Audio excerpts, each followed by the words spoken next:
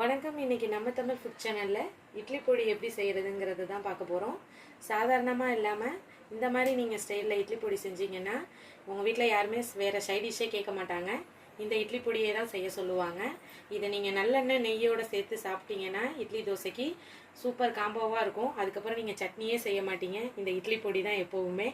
வாங்க இன்றைக்கி இதை எப்படி செய்கிறதுன்னு நம்ம வீடியோக்குள்ளே போகலாம். இப்போ இட்லி பொடிக்கு ஃபஸ்ட்டு நம்ம என்ன எடுத்துக்க போகிறோன்னா, காஞ்ச மிளகா ஒரு 40 காஞ்ச மிளகாய் கிட்ட எடுத்துக்குங்க. அடுத்தது கடலப்பருப்பு, உளுத்தம்பருப்பு, நம்ம வீட்டில் எப்போதும் வடிக்கிற அரிசி தான் அது, அதே எடுத்துக்கலாம். இல்லை ரேஷன் அரிசி நம்ம எடுத்துக்கிறதா இருந்தாலும் எடுத்துக்கலாம். அடுத்தது கருப்பு எள்ளு, இது அரைக்க. இது வெள்ளை எள்ளு மேலே நம்ம தூவி விட போகிறோம். இது கருவேப்பிலையை வெயிலில் காய வைக்கணும்னு அவசியம் கிடையாது. வாங்கிட்டு கழுவி ஒரு டவலை வச்சு நல்லா க்ளீனாக தொடச்சிட்டிங்கனாலே கருவேப்பிலை ரெடி ஆகிடும். அது வெயிலில் காய வைக்கணும்னு அவசியம் கிடையாது. அடுத்தது பூண்டு நம்ம லாஸ்ட்டாக சும்மா தான் போட்டு அரைக்க போகிறோம். அடுத்தது பெருங்காயம் பாருங்கள், ஒரு சின்ன நெல்லிக்காய் சைஸ் அளவுக்கு பெருங்காயம் நம்ம எடுத்துருக்கோம். இதை ஃபஸ்ட்டே நம்ம பொரிச்சிக்கணும். இப்போ கடலப்பருப்பு உளுத்தம்பருப்போட அளவு பார்த்துக்குங்க. இந்த மாதிரி ஒரு டம்ளர், குட்டி டம்ளர் இது. இந்த குட்டி டம்ளரில் இது 100 கிராம் பிடிக்கும். கடுகு 100 கிராம் பிடிக்கும். அப்போ ஒவ்வொரு இதுக்கும் மெஷர்மெண்ட் மாறும். இந்த குட்டி கிளாஸால் இது ஒரு 1.5 உளுத்தம்பருப்பு நம்ம எடுத்துக்கோம். நீங்கள் பொடி நுணுக்கும் போது எந்த கிளாஸால் எந்த படியால் நீங்கள் உளுத்தம்பருப்பு அளவு இதை எடுக்கிறீங்களோ அந்த படியாலேயே நீங்கள் பாதி அளவு தான் கடலப்பருப்பு அரிசியெல்லாம் எடுக்கணும். உளுத்தம்பருப்பு மட்டும் அதிகமாக தான் இருக்கணும் எப்போவுமே பொடிக்கு. அப்போ தான் நல்லா வாசனையும் டேஸ்ட்டும் நல்லாயிருக்கும். அடுத்தது மிளகா உங்கள் வீட்டில் காஞ்ச மிளகா எப்படி நல்லா காரமாக இருந்ததுன்னா மிளகாவை கம்மி பண்ணிக்கோங்க. இல்லைன்னா இந்த மிளகா நார்மல் தான், அதனால் இது ஒரு 40 நான் எடுத்திருக்கேன். அடுத்தது பூண்டு ஒரு 10 பல் எடுத்துக்கோங்க. அவ்வளோதான். இப்போ நம்ம வறுக்க ரெடி பண்ணலாம். இப்போ நம்ம எண்ணெய் இதுக்கு ரொம்ப தேவைப்படாது. அதனால் கொஞ்சமாக 1 டீஸ்பூன் அளவுக்கு எண்ணெய் ஊற்றினாலே போதும். இப்போ இட்லி பொடியை பொறுத்த வரைக்கும் நீங்கள் பெருங்காயத்தை இந்த மாதிரி இழுத்துட்டு போடுங்க. அப்போ தான் நல்லா உள்ளாரெல்லாம் நல்லா பொரிஞ்சு வரும். இந்த மாதிரி இழுத்துட்டு போட்டிங்கன்னா நல்லா இந்த எண்ணெயிலே பொரியும். இட்லி பொடியை பொறுத்த வரைக்கும் நீங்கள் ரொம்ப எண்ணெய் யூஸ் பண்ணக்கூடாது. ரொம்ப யூஸ் பண்ணிங்கன்னா ரொம்ப நாளைக்கு இருக்காது. இந்த பொடியை நம்ம ஒரு மாதம் கூட வச்சு நம்ம யூஸ் பண்ணலாம். இதை நீங்கள் எண்ணெய் யூஸ் பண்ணீங்க அதிகமாக அப்படின்னு சொன்னால் ரொம்ப நாளைக்கு இருக்காது. எண்ணெய் கசடு வாடை வரும். ஃபஸ்ட்டு இந்த இதை நல்லா போட்டு பொரித்து எடுத்துக்கலாம். பொரியட்டும். ஃபஸ்ட்டு பொரியும் போது இப்படி ப்ரெஸ் பண்ணுங்கள். இப்படி ப்ரெஸ் பண்ணிங்கன்னா அது நல்லா பொரியும்.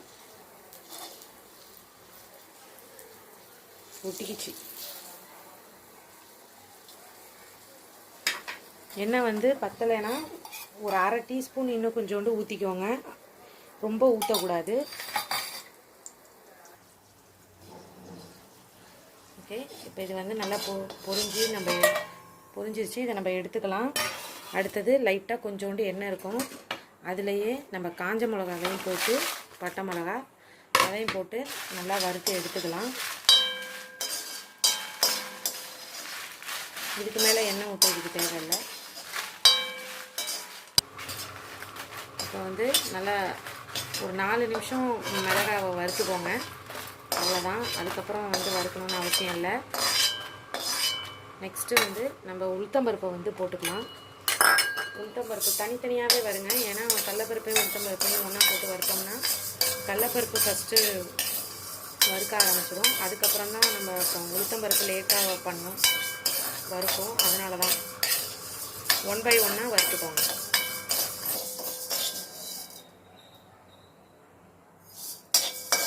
இப்போ பாருங்கள், இப்போ நல்லா இது கலர் மாறி வந்திருக்கு. இந்த ஸ்டேஜில் எடுத்து நம்ம இதை கொட்டிக்கலாம் தட்டில். அடுத்தது கடலப்பருப்பை கொட்டி வறுத்துக்கலாம். பாருங்கள், நல்லா கலர் மாறி வந்துட்டு இப்போ இதையும் எடுத்து நம்ம தட்டில் கொட்டிக்கலாம்.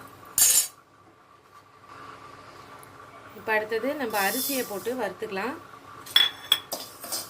அரிசி பொரியரிசி மாதிரி ஆகணும். அது வரைக்கும் நம்ம வறுத்துக்கலாம்.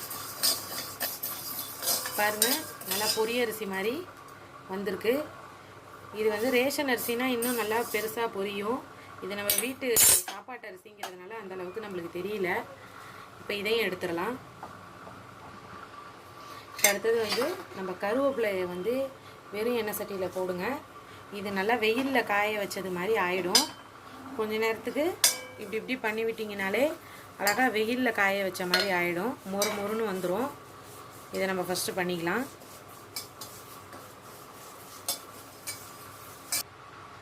இப்போ பாருங்கள், நல்லா கருவேப்பிலை நல்லா வறுத்தாச்சு. அடுத்தது இது கூடயே எள்ளை கொட்டிக்கோங்க. ஏன்னா எள் வந்து சூடானதும் வெடிக்கும். இப்போ கருவேப்பிலையோடய போட்டிங்கன்னா அந்தளவுக்கு வெடியில் வந்து தெரிக்காது எள். அதனால தான் லைட்டாக இப்படி கிளறுங்க. அப்போ தான் நல்லா எள் வந்து வெடிக்கணும். வெடித்தாதான் நல்லா டேஸ்ட்டு, நல்லா வாசனையாக சூப்பராக இருக்கும். லாஸ்ட்டு ஃபைனல் வெள்ளை எள். இதை லைட்டாக போட்டுட்டு பொரிஞ்சோடனே அப்படியே நிப்பாட்டிடுங்க. அது கூட சேர்ந்து இதை கொட்ட வேண்டாம். நம்ம அதை மட்டும்தான் அரைக்க போகிறோம். இதை லைட்டாக ஹீட் பண்ணுங்கள். இதுவும் வெடிக்கும்.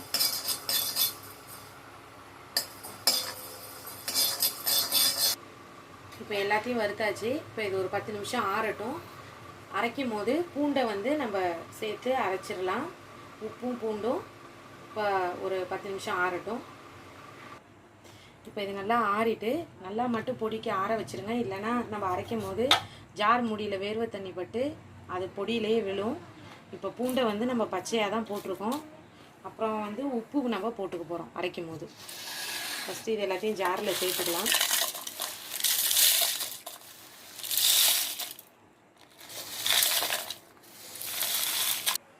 இதுக்கு தேவையான கல் உப்பு போட்டுக்கோங்க.